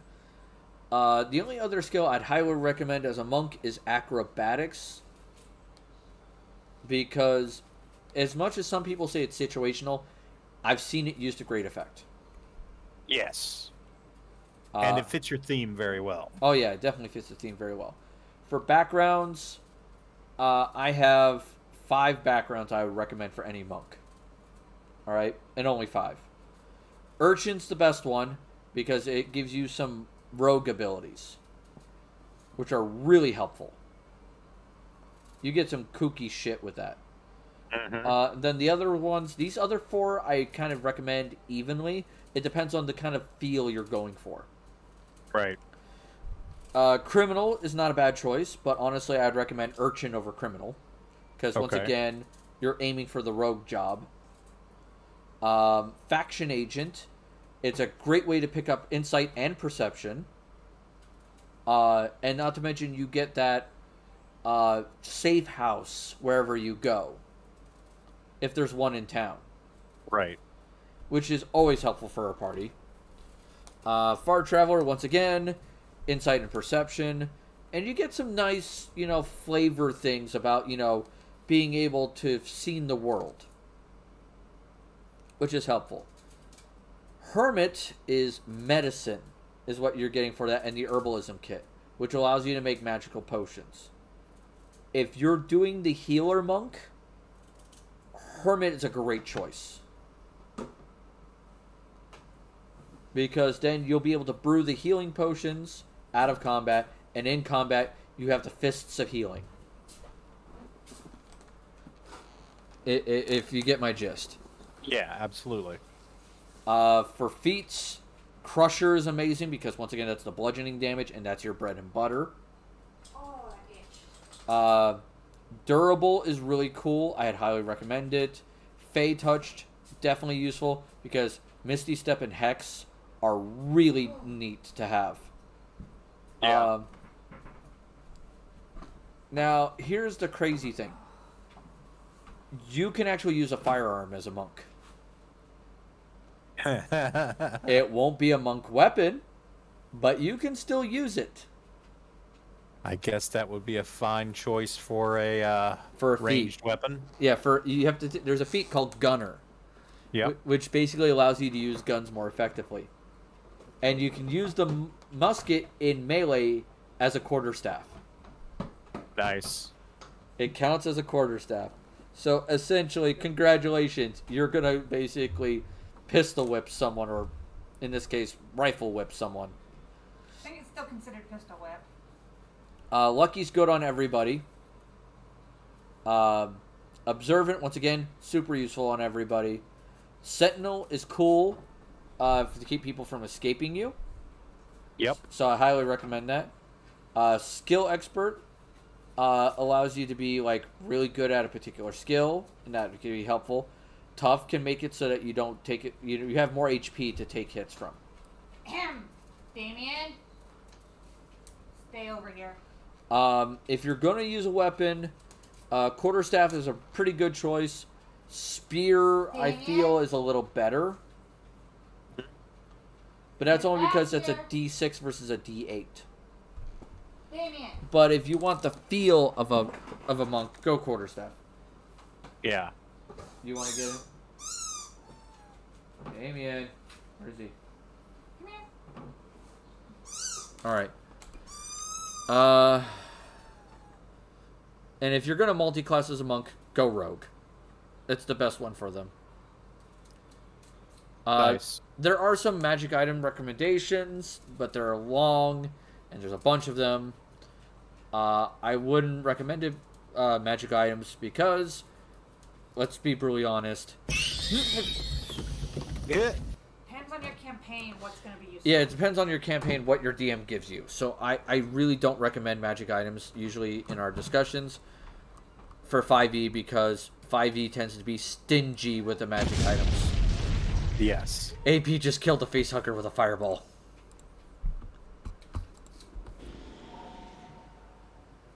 And that is, thank you AP for killing the facehugger.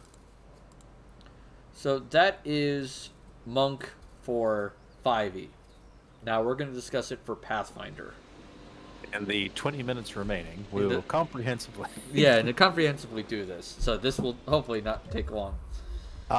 First thing first, the baseline core book Monk has been superseded by the Unchained Monk from Pathfinder Unchained. Yep. Both are good, but I like the Unchained better.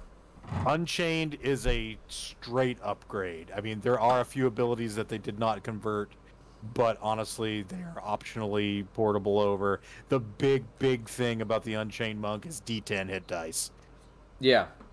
The D10 hit dice is amazingly helpful, and the ability to select your own abilities, super helpful. Yes. So there is that. With monks in Pathfinder, let's talk about stats. You need strength. You have to have strength. Yes. Then you have to have dex, you have to have con, and you have to have wisdom. They're all important. So there are more stat requirements in monk and Pathfinder. Yes.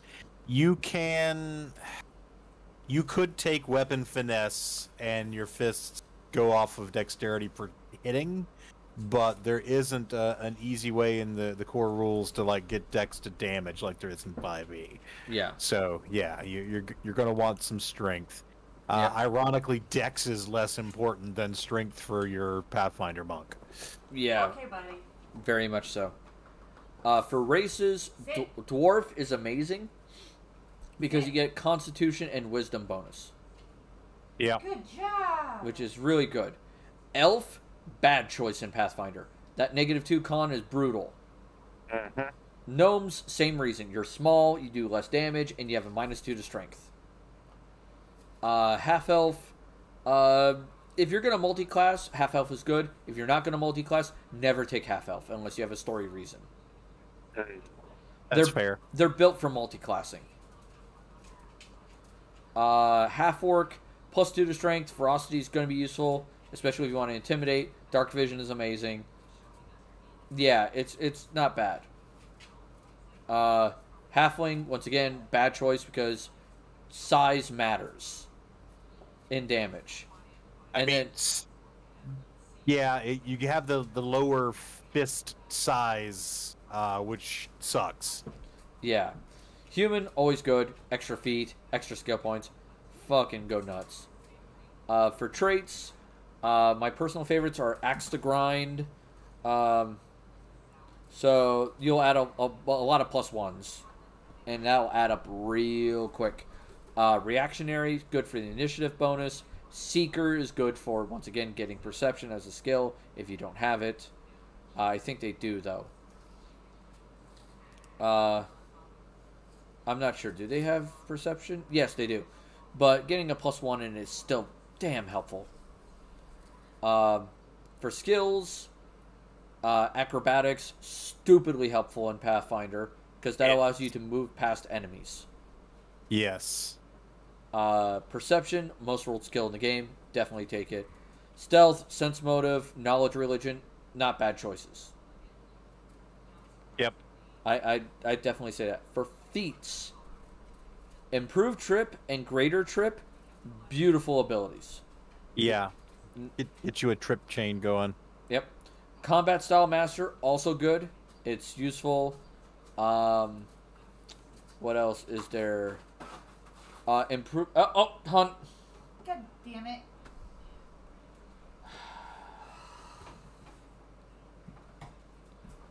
Yeah, joy. Improved grapple, definitely useful. Especially when you lead it into greater grapple, rapid grapple, and chokehold. Yeah. Those all really add to it. There are some fighting styles. Scorpion style is not great until you get to Medusa's Wrath. Yes. And Medusa's Wrath is fucking brutal. Yes, that's the one that basically... how is it written? Alright, so I will read Medusa's Wrath. So give me a second. Okay. Alright, so let me read the exact wording of this. Whenever you use your full attack action and make at least one armor strike, you get to make an additional 2 arm strikes at your highest base attack bonus. These bonuses must be made against a dazed, flat-footed, paralyzed, staggered, stunned, or unconscious foe. Yes. And as a monk, you are stunning people all the fucking time. Yeah, in my last Pathfinder game, I had a monk who went along that chain, and yeah, it was just absolutely brutal. Nothing will live. Yeah, he was the chief melee damage dealer of the party. He was just, yeah, incredible. Yep. Jawbreaker, by the way, great feat to pick up. It adds bleed damage to your punches. It's like, damn. Pinning Rend, also, if you're going the grappler build, you get a bunch of extra damage. I will say this, power attack is not a given for monks. I would still recommend it, but it's not the best choice. If you have the feet space, yeah, you can grab it, but... Yep. I'm done.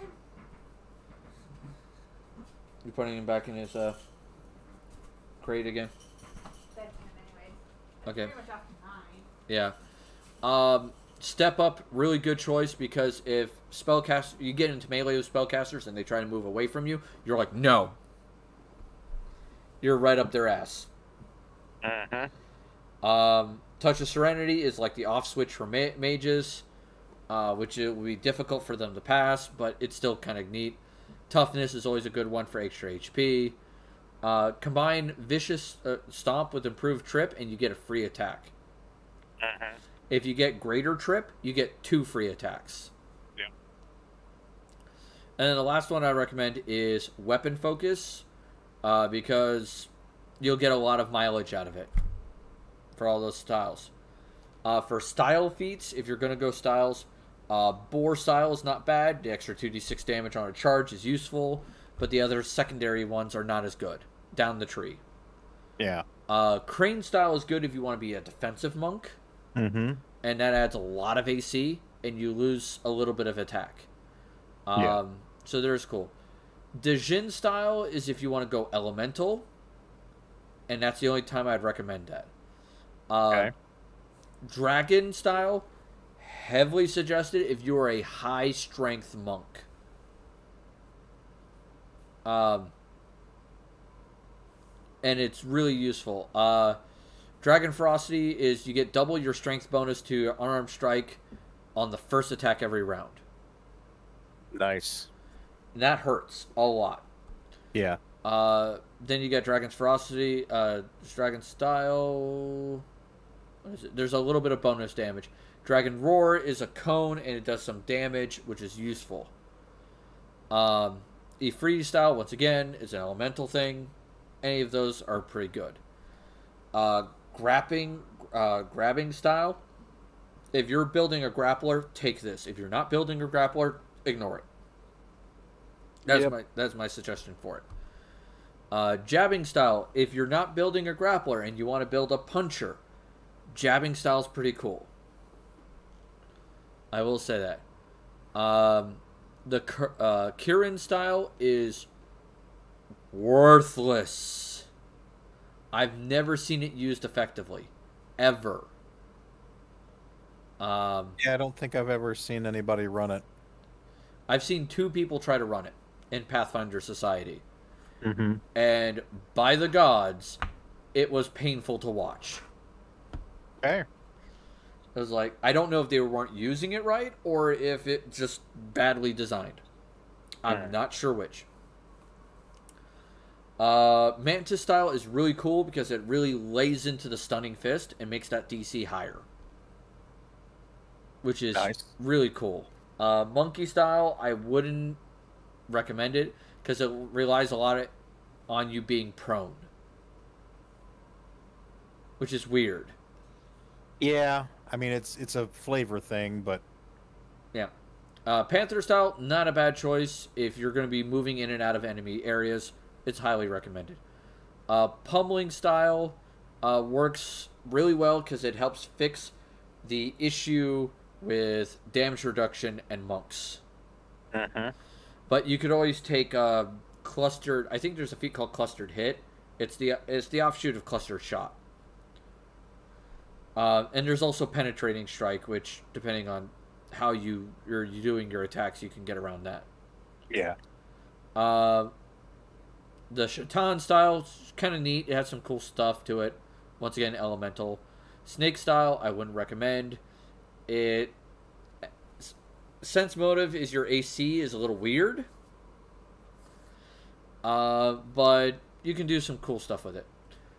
Snapping Turtle Style, I really like. At least for the first 2 levels. Yeah. Because it gives you an AC, but dodge is better at it. But the second level is what makes it amazing. The second level is basically anytime someone misses you with an attack, you get a free grapple attempt. Yep. That is helpful.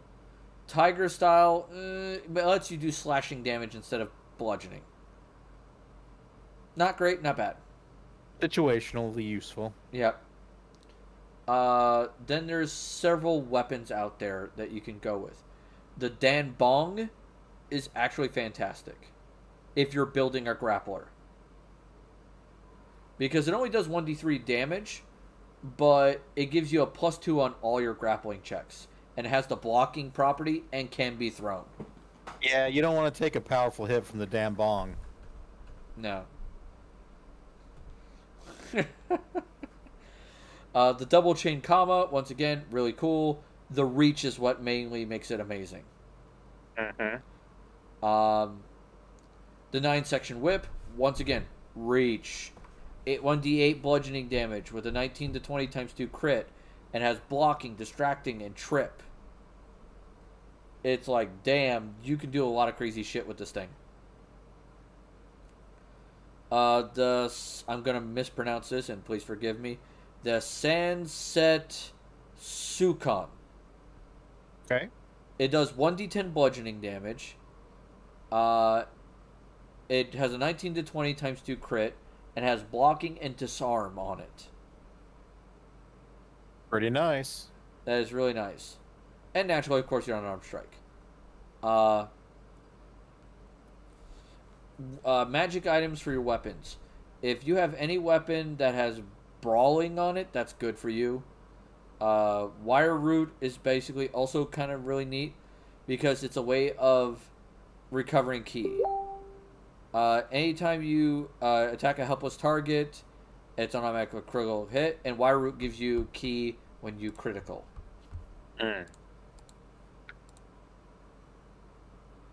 So that's also kind of neat.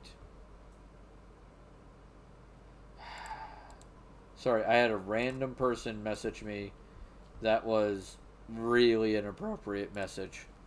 Okay. That was fun. For rings, Ring of Protections, damn helpful. Yep.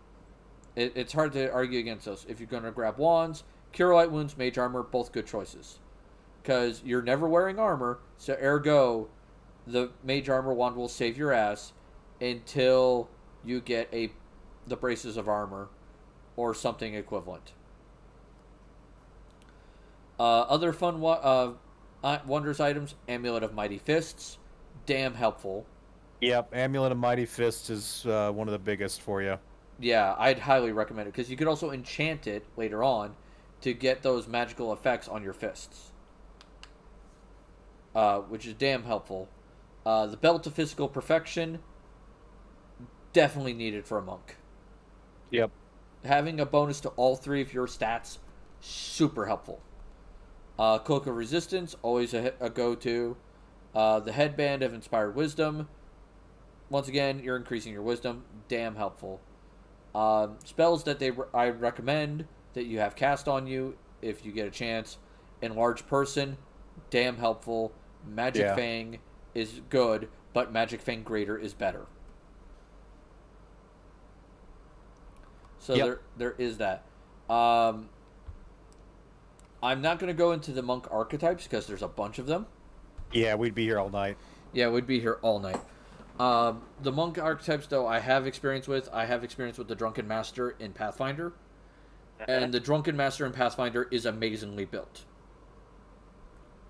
You have a way to recover ki easily. Drink. Yep, drink more. More booze. Chug, chug, chug, chug.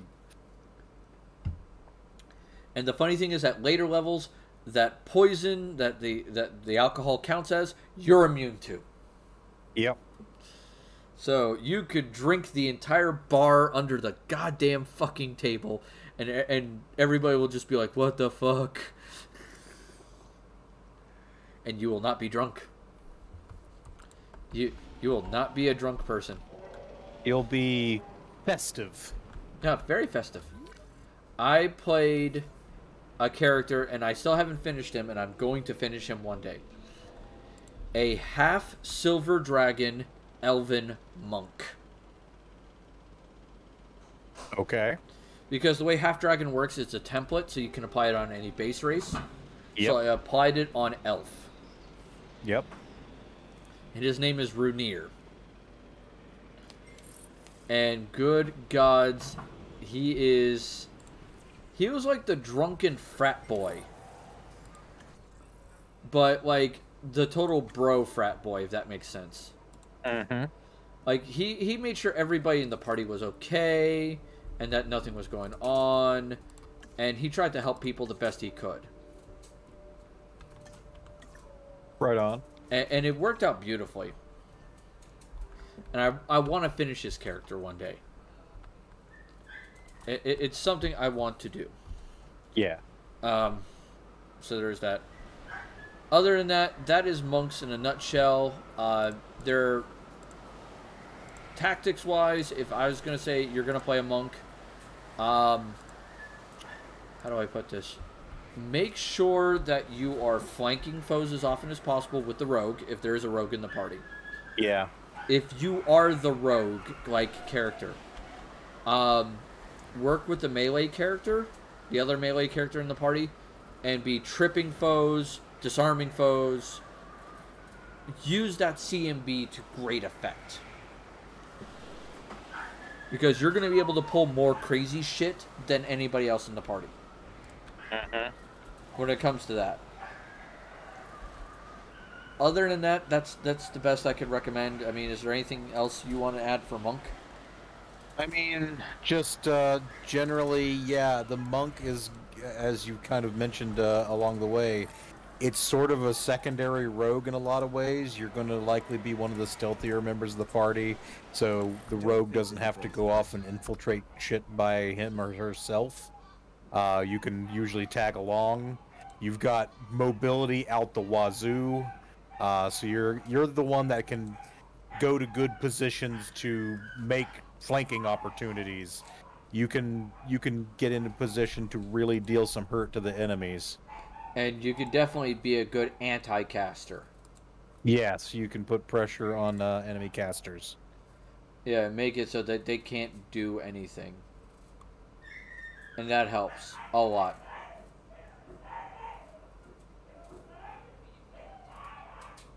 Wow, he's mad. Angry, damn. The puppy is, like, really unhappy. Yeah. I'm not sure if it's coming through the microphone or not. I can hear him. Okay.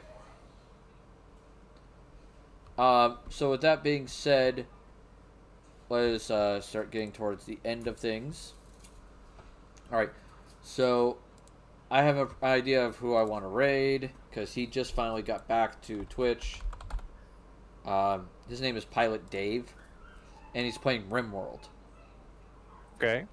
Alright, so with that being said, let me find my little messages there. If you are a follower, please use the following message. If you are one of my subscribers, including the new ones, you get to use the following message when we raid. And so we're going to raid Pilot Dave. So make sure you're taking care of yourselves mentally and physically. That's always important. And tomorrow we're going to be playing more Wildcard Wednesday, which is Dragon Age right now, until either A, 5,000 channel points, critical rolls are spent to change the game, or B, I beat the game. And we're getting to the point where I'm getting close to beating the game. But there's also a lot of DLC to go through. So there is that. So yes, AP, we'll have a great night. I'm hoping to go make myself some dinner and go eat. But let's go raid Pilot Dave, and we're going to say hi to him.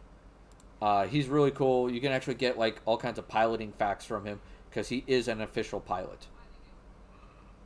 So let us start the raid. I will see you all tomorrow at 7 p.m. Toodles. Toodles.